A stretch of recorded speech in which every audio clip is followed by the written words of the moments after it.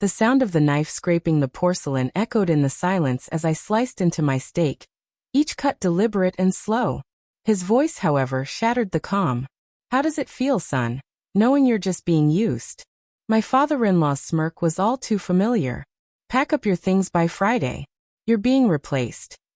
Laughter followed like clockwork.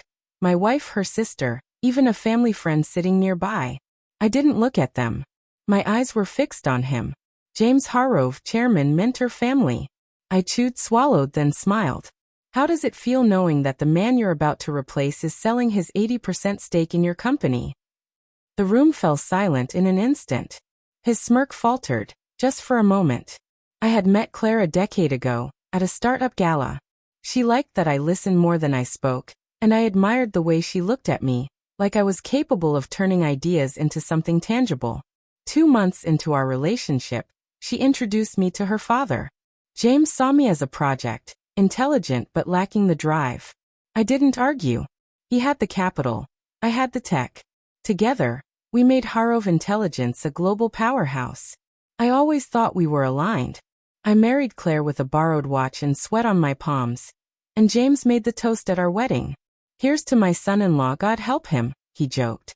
Everyone laughed. I did too. Foolishly. The betrayal didn't come loudly. It started with missed emails, board meetings I was left out of, and Claire coming home later and later, smelling like her father's cigars.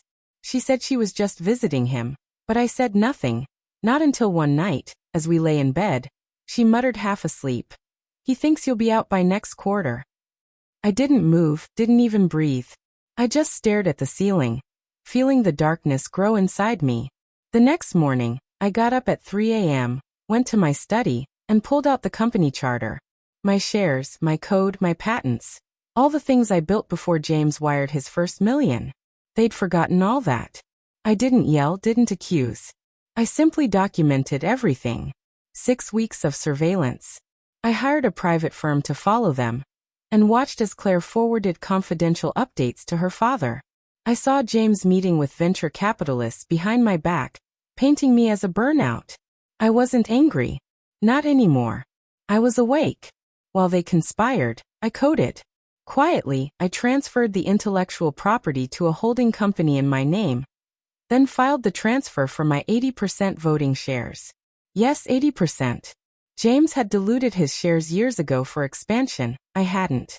I found a buyer in Berlin, an old friend, a tech mogul who didn't hesitate at the price. The terms were sealed with ironclad NDAs. On paper, I was gone. But in reality, I was pulling the strings from behind the scenes. The only thing left was the moment. That Friday, James insisted on a family dinner. One final humiliation, one last laugh at my expense. I arrived on the dot, sharp in my suit but without a tie. Claire wore red, as she always did when she thought she'd won. James carved the roast, poured the wine, and played the patriarch. Then, just as scripted, he dropped the bomb. "How does it feel, son, being used?" Laughter filled the room. Eyes on me, but mine stayed locked on him. "How does it feel knowing this replaceable man just sold his 80% stake in your company?" The smirk disappeared. The room froze. "I signed the papers this morning," I added, leaning back, "and they're effective at midnight tonight." Claire's fork fell from her hand. I continued, "Which means tomorrow, you'll be answering to a German tech mogul who doesn't take kindly to being lied to." James stood up abruptly. "You can't do that."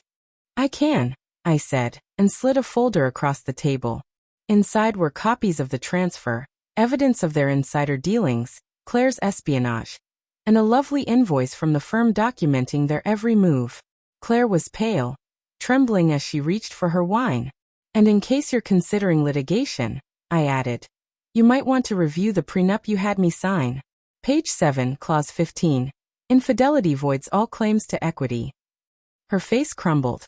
The aftermath was swift and unforgiving. James was removed from the board within 72 hours. The new owners gutted the executive suite. The SEC came knocking after a mysterious leak found its way to their desk. Claire's accounts were frozen. She called me, crying, claiming it was all her father's idea. I let the call go to voicemail. I didn't need apologies. I needed peace. Now I live in Berlin. I gaze over the river from my penthouse and build things quietly, away from the chaos. Sometimes I still hear his voice, his smug tone, but with each passing day it fades. They thought I was a pawn, a tool to be discarded. But pawns that make it across the board? They become kings. So to James, Claire, and the wolves who smile with steak knives, thank you. You taught me patience. And I taught you loss.